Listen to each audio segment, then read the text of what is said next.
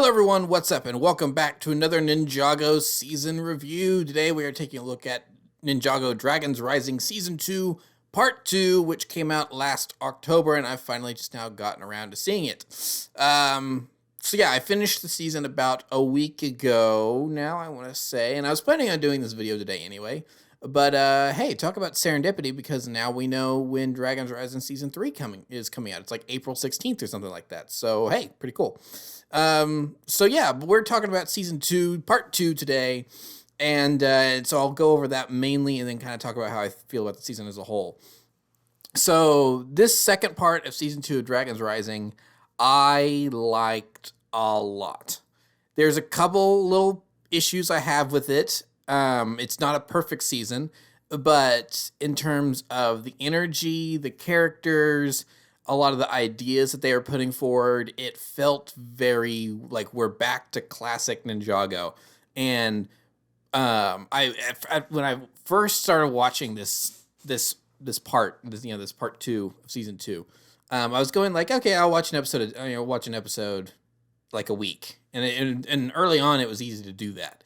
It's like, okay, here's an episode, wait a week, all right, watch another episode, wait another week, all right, watch another episode, just kind of make it last.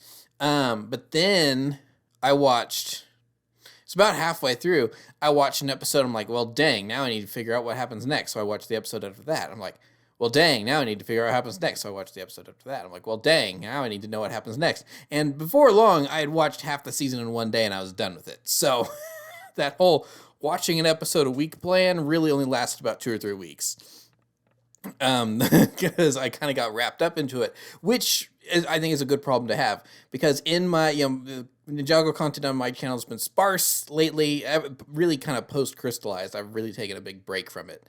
And I've gone over this before, that crystallized was really just so demoralizing, that it was just really that bad that it didn't even click at first. It took a while. Like, yeah, I've just kind of, I needed a break. I think I really needed a break after how bad crystallized was.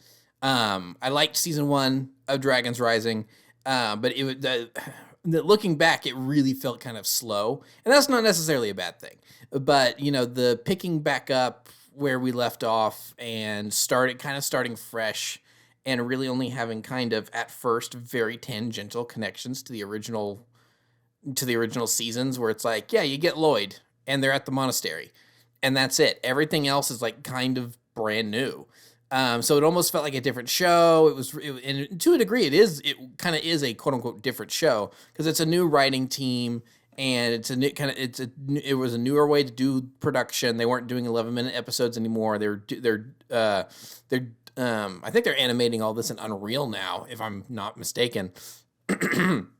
Excuse me. So Wild Brain was changing up how they animated the show. So, I mean, in a lot of ways, it was really just kind of start from scratch new. So doing such a great big status quo change like that made sense for season 1. But and for new viewers, that's probably great, because they can really dive right in and start picking up and learning things as some of these new characters do. And even the old ones with the merge and how everything's changed. For longtime viewers like myself, because I remember watching the pilots on Cartoon Network when they aired back in 2011. For longtime viewers like myself, I was kind of like, okay, where's everything I recognize?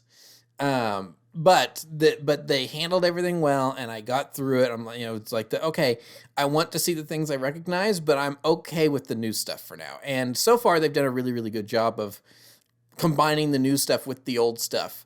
While still kind of, but not giving it all, because they could have, like, the first half of season 1 could have just been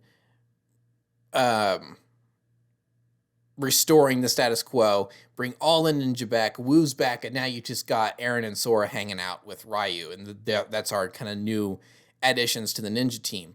But that's not how they did it. There's, it's like by the end of season 1, there's still several ninja that are MIA.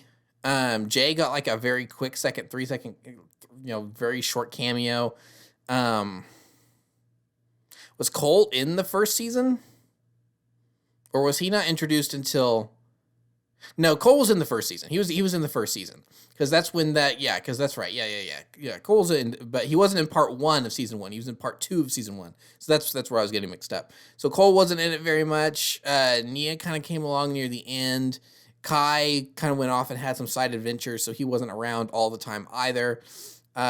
So it's like Lloyd was kind of it, and like it was just a whole bunch of new stuff. But eventually by the end of the first season, it's like Zane was back, and it's like, everyone's established at the monastery. So it's kind of slowly getting there. And still are doing a good job of drip feeding all the old stuff back in, but it's not just completely status quo as it was where we left off of Crystallize and kind of all that, because Cole. With this season, I think Cole's kind of like back with the main group, but Cole was kind of still off doing his own thing for a bit. Jay is still in a very weird nebulous state that I'm interested to see where it goes. And then Wu is maybe dead, and like there's vestiges of his consciousness or a spirit or something floating around there. Who knows? So I'm going to be curious to see what they do with him, because they're definitely not done with Wu. They definitely have a plan for that.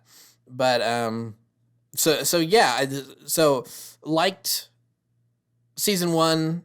Wasn't my favorite, but I could, but it's like acknowledge, hey, they're doing a good job here. I'm just kind of in a little me personally, I just kind of like, okay, well, hurry up and give me the stuff I recognize, which is just a very old fan type of thing to say. So I know that's a hang up of mine that I have to get past.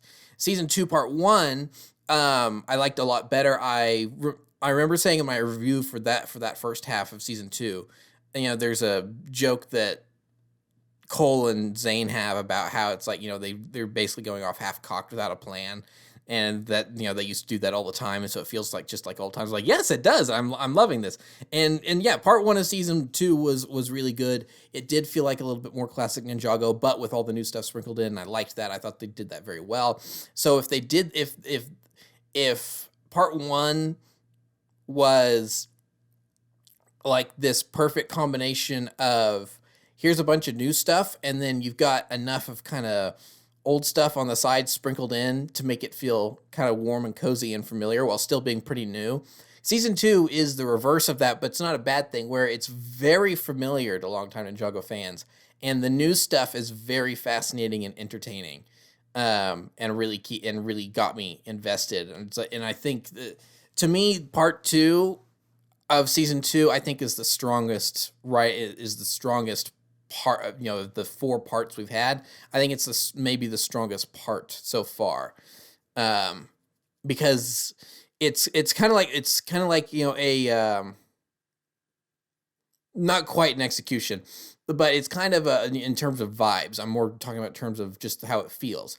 It's kind of a Avengers 1 versus Age of Ultron thing, where it's like, yeah, it's really cool to see the Avengers assemble, but you know what I really want to see, and all that, I want to see the Avengers assembled and working together as a group. And we only really get that for the whole time in Age of Ultron. And while the first movie's probably a little bit better, I still do really like all the stuff in Age of Ultron where they're all interacting and stuff and really feeling like a team. And so part two of season 2 of Dragons Rising here, it's very much the same thing, where it's like, okay, we've kind of gotten the group assembled now, and they're starting to gel and really bounce off one another really well, and they're acting as a good cohesive unit. And I was really enjoying that, and how that all kind of played out in this new Tournament of Sources, I thought was great. So yeah, let's talk main plot. So, and I like that they addressed this, because when I heard that they were doing another tournament, I didn't roll my eyes, but I did kind of think to myself, how are they going to do this to make it feel different and not just a ripoff of season 4? Because obviously the original season 4 of Ninjago Masters of Spinjitzu was the Tournament of Elements. And gosh, it's crazy to think that's a season that's 10 years old now, which is crazy to think about, because that was the 2015 season. The first of 2. So that's crazy. That's crazy. So 9 years afterward, in late 2024, we get another tournament. So I think they did a good job re-explaining it and making it feel new and fresh while familiar. And like I said, they did a good job kind of fitting it into the lore, where it's like, the Source Dragon of Motion is like, it's the Tournament of Sources, and he's like, is that anything like the Tournament of Elements that Master Chin held? And the Source Dragon is like, it's like this is a cosmically known tournament, and it has inspired copycats in the past. So it's like, oh, okay, so because I think it was especially important for them to put that in there, because the fact that there's a cup that drains, there's a not a cup, but there is an object that drains your elemental powers upon losing. That was a huge aspect of season 4. That is a huge aspect here. And so they do a kind of a lot of the similar same things, but the way they wrote it into the story, I think, was smart and was repeating without just going, it's another Death Star. There was enough differences that, while also being similar, that it still felt fresh, which I appreciated. And also the fact that, it's like where it's not just this kind of what at the time seemed big, but now is kind of admittedly smaller group of elemental masters. Because this tournament of sources, I mean, there's all sorts of elemental masters all over the place, and they're kind of stretching a little bit on what is a elemental power. Because some of them is like, you had the snail guy from part 2 of season 1, where he is like, ooh, I control plants, look at me. And it's like, okay, I get that. That's an elemental power. But then you get, I can't remember who it was, but then you get the elemental master of, like, balance. It's like, balance? Balance is an elemental power? How is balance an elemental power? It's like that. Okay, that seems more like a vague concept than a power, but all right. So that's interesting. So it kind of feels like maybe they just need to drop some of these. It needs to be like, they need to like redefine some of these. Like some of these, like the classic powers are elemental powers: water, fire, earth, etc., ice. But then maybe some of these need to be like source energies or whatever that comes straight from the, it's like legends say, in our realm that we originally lived in before the merge, we called these source powers because they're powers that come from the source dragons and everything. So that's why we are able to manipulate like motion and balance and stuff like that. And it's a completely different rule set that was in this completely different world prior to the merge. So it's like that's like a little nitpick I have. It's not a huge deal, but that is kind of a little. It's like, yeah, you could. It's like, I think that's just and I'm a big lore world building person, so just like throwing in one line like that somewhere would have just been real easy, I feel like. And for someone like me, it's just oh, okay, I get it. That makes sense. And so, and also again, with the whole and the merge and bringing all these realms together and everything, and everyone having different power sets from different worlds, it does make sense that you hold a tournament of sources now after all this time, and in terms of the fiction in the show, and also in the in a meta sense, in terms of the people in the writers' room going, okay, let's do this again, because you've got all these new powers and all these new characters, and you could do a lot of different things with them now that you couldn't have done back in season 4. For instance, Nia was in that season, but she didn't compete in that original tournament because she wasn't the elemental master of water yet. So, well, I mean, technically speaking, I guess she always was. She just hadn't learned how to harness her power yet. That was the very next season. But she wasn't a ninja yet. She didn't have, she hadn't unlocked her true potential yet. She couldn't control water yet.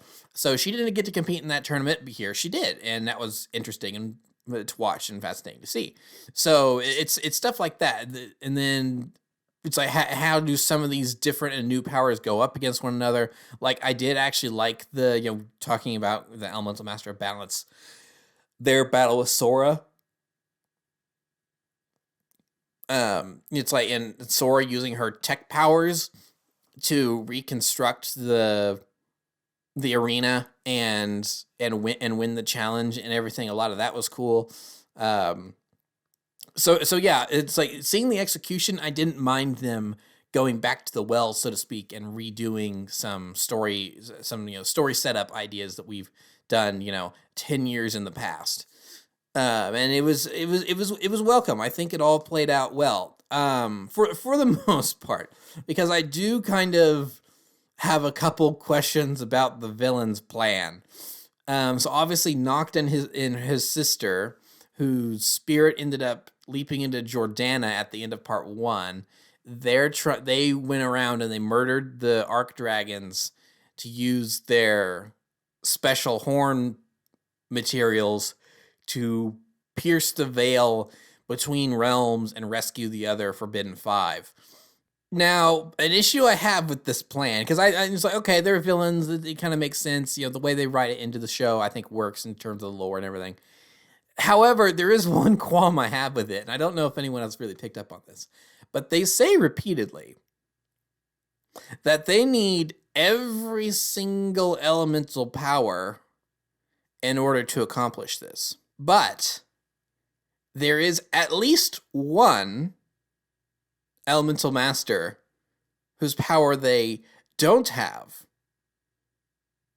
And that's just the ones that we see in the show, in this season, in this batch of episodes. Because there's other elemental masters we know about that we don't see or hear from at all.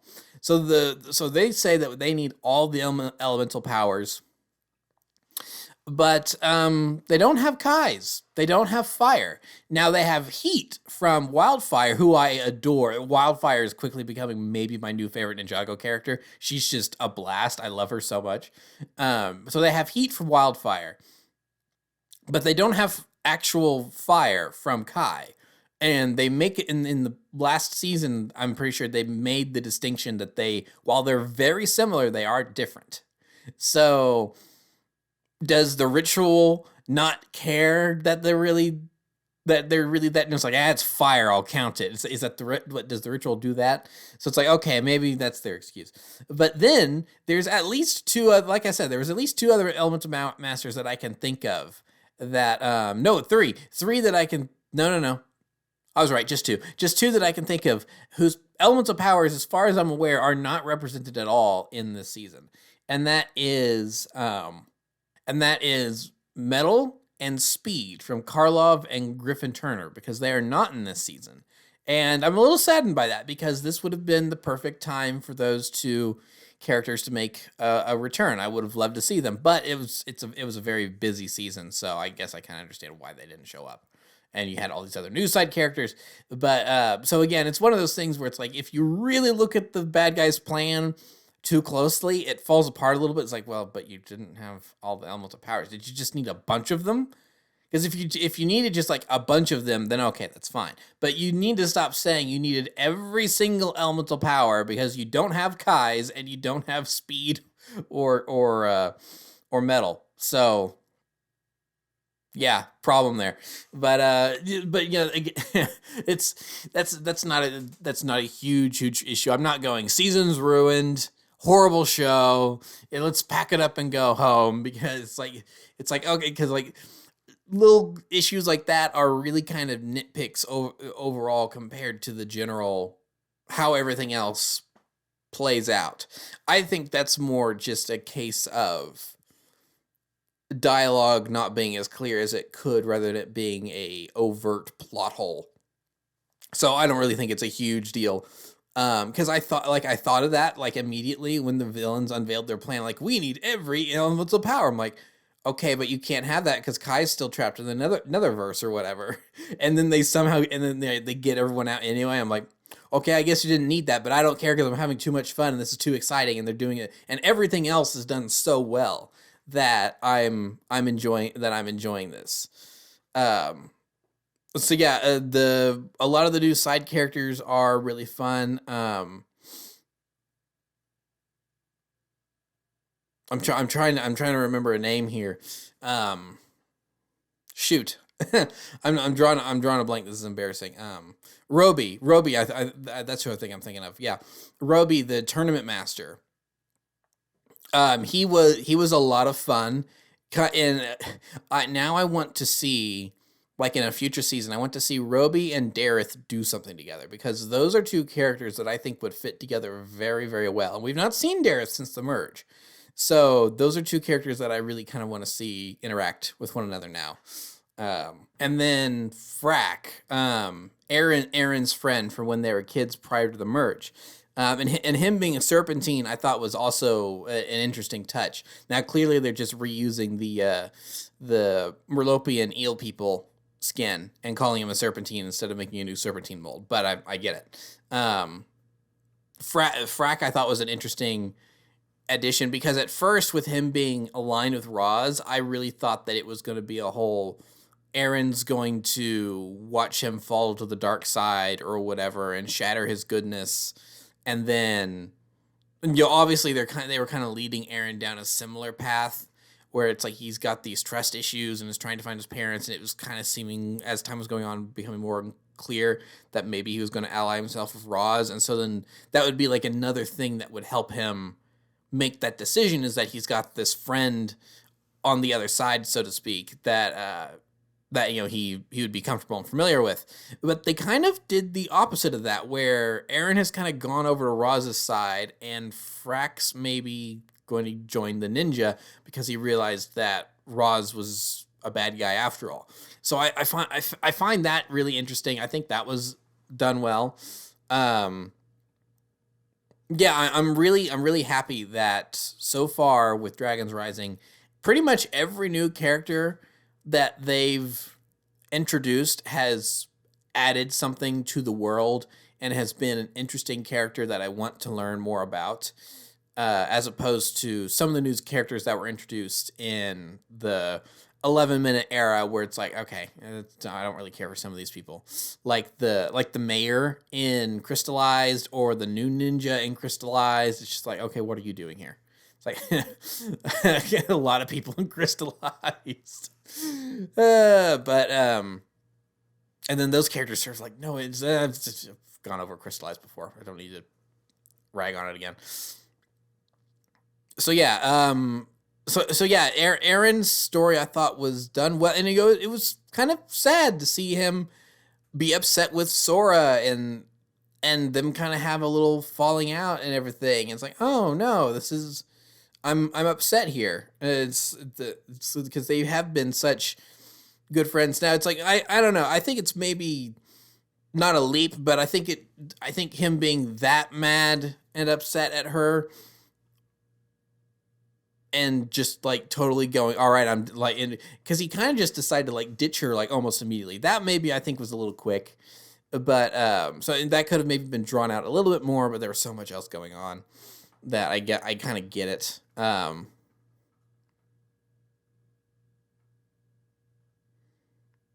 here, a lot of the fights were cool. Some of them could have been better, but I mean, for the really big ones that they focused on, especially like Lloyd versus Zeatrix, like they really focused on that one, and that one was really cool with like the having to pick up the different weapons and everything. A lot of that was cool. I liked that.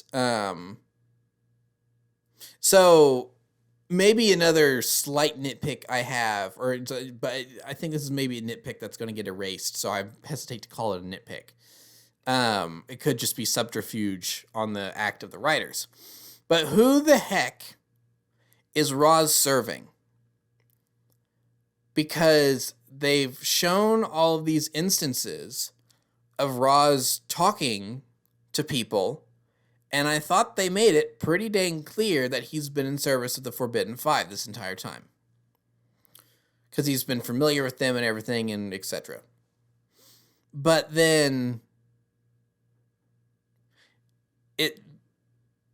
when Noct and his sister are like, aha, no, we've been the dragon murderers this entire time, he's like, okay, I don't care, let's just go continue my master's plan. Well, hold on a second. Who's your master then, if not another member of the Forbidden Five? So that I think so. Like I'm saying, or like I said, I don't want to call the nitpick because this seems like a pretty clear, no, we're pulling the rug out from underneath you, we're making you think one thing, and are going to reveal something else later down the line. But in the moment when it happened, I was so confused. I was like, wait, what? And I had to pause it and think about it. I'm like, okay, so wait.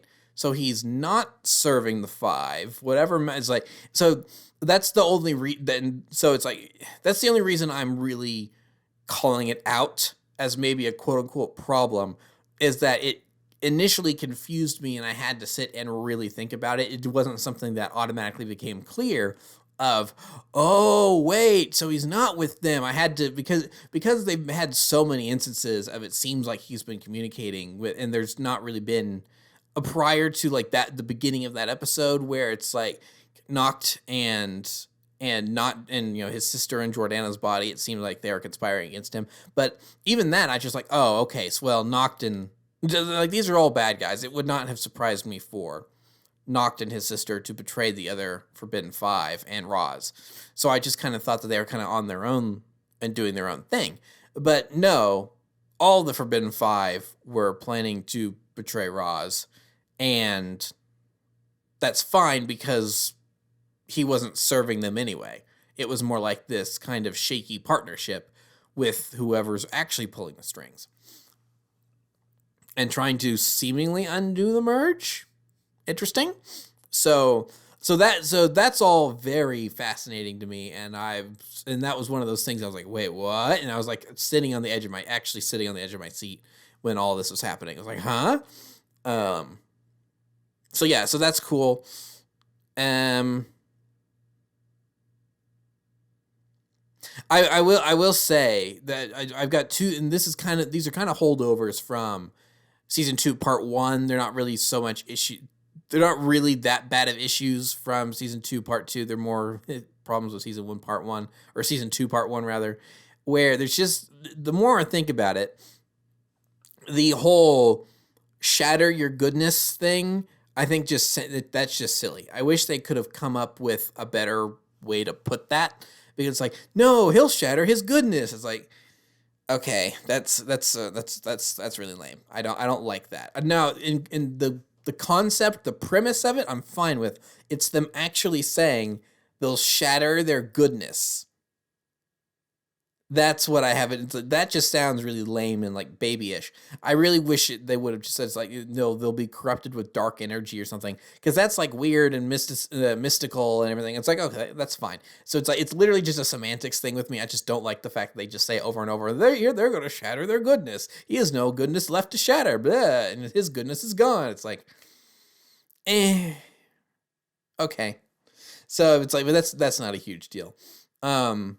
And then once again, we have an army, and this is kind of tied into, and once again, we have an army that seems invincible and unbeatable at first until they just become total cannon fodder, which at this point is Ninjago tradition, because it's happened with I don't know how many armies at this point.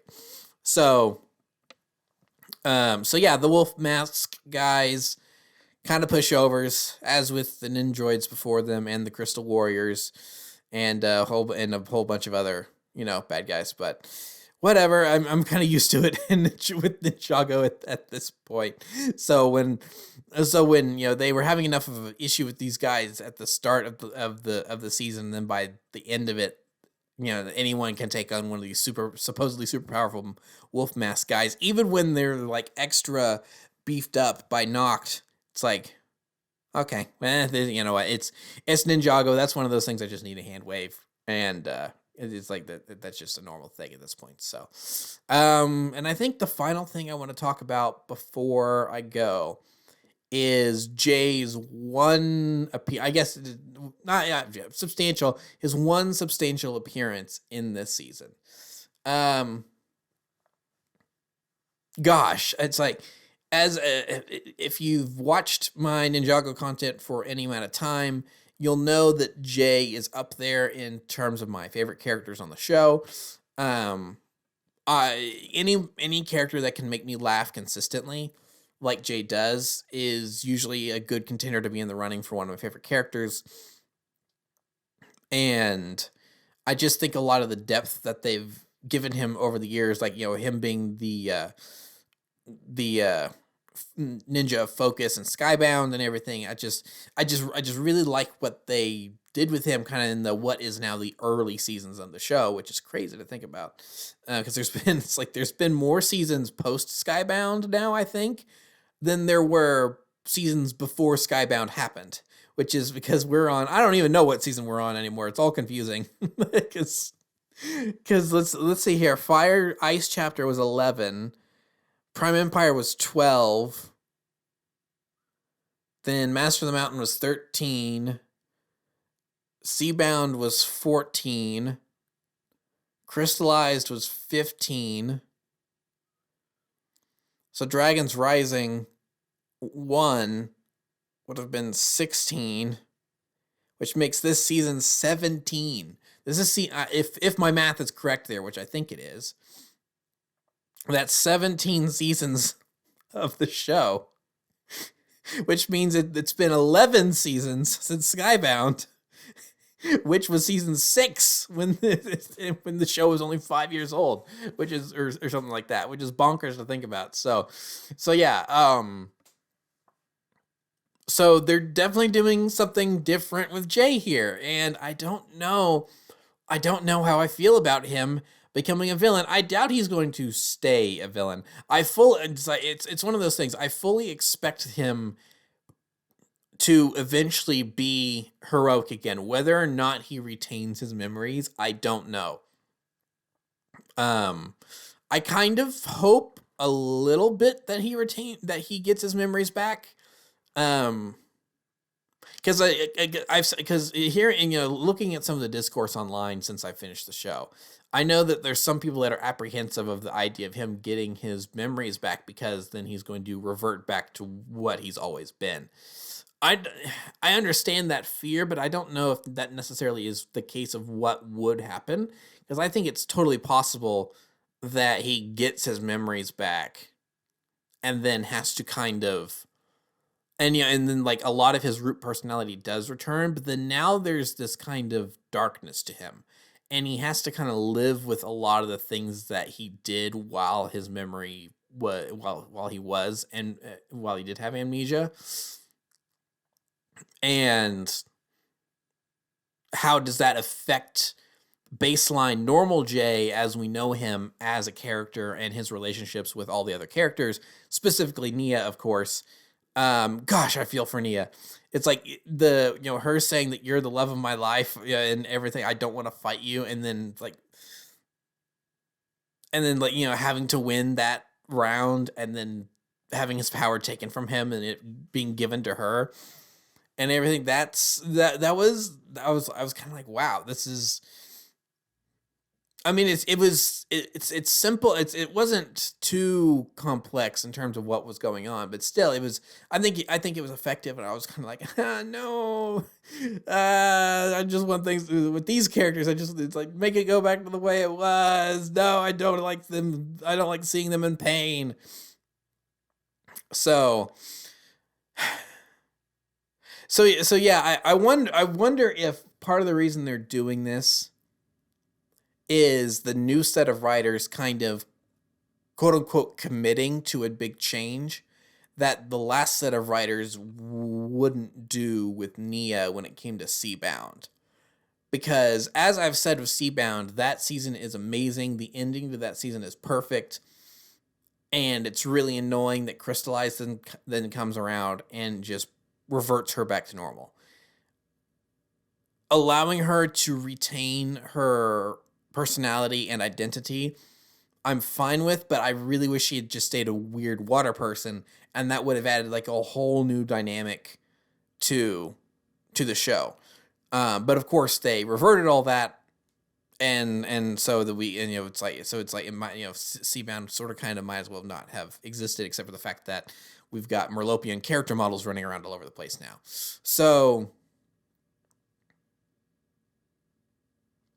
So then with Jay, I wonder if part of the reason they're doing this with Jay is because when these new writers came in, I wonder if they recognized there was a missed opportunity with the Jay Nia story, with this big shift in their character dynamics, and something that could have been done there. But you can't do something to Nia again after this huge change had happened to her, and just reverts like, we're going to put Nia through even more trauma. It's like, no, it makes sense that you go with Jay this time. So yeah, so that's one of the things I am very invested with going forward. And I don't know, I've seen the sets, I've seen the characters that are in the sets. I'm not going to spoil it, and I know the sets aren't necessarily always to be believed in terms of what's actually happening in the show, because obviously in Master of the Mountain, on the boxes, you had the Munts and the Geckos fighting the ninja. That doesn't happen in the show at all. They're allies. And then with a lot of the Dragon's Rising stuff, they've included Jay in sets that he's not there in those scenes. They've included Wu in sets, and Wu's, like a ghost or dead or whatever. So the sets, especially in this age, in the Dragon's Rising age, aren't always to be believed in terms of what's actually happening in the show. But it does give you maybe some clues about what's happening in the show. So I'm going to be watching the next season very, very closely. So yeah, bravo to the writers for doing a pretty good job with this last season, and just kind of Dragon's Rising in general. I got done with this season, and I was just kind of giddy, and I was kind of giggling to myself. I'm like, oh yay, Ninjago's good again. Now, obviously, Ninjago's one of those things that at this point I've just come to accept. It's a roller coaster. You're gonna have some great highs, but boy, are you gonna hit some lows. And I hope that we stay up in the high for a little while, even if it dips down slightly and evens out. I just don't want it to be too much of a dip. So like, if next season it's like, yeah, it wasn't as good as the last one, but it's still pretty good, I'll be happy with that.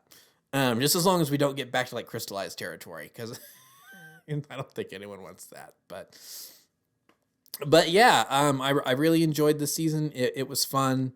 And I'm excited to see where it goes from here, which I'm happy to say. It was like, after Crystallized, I was like, yeah, I'm going to keep watching, but boy, that hurt. So yeah, I'm very much looking forward to April, whenever season 3 starts.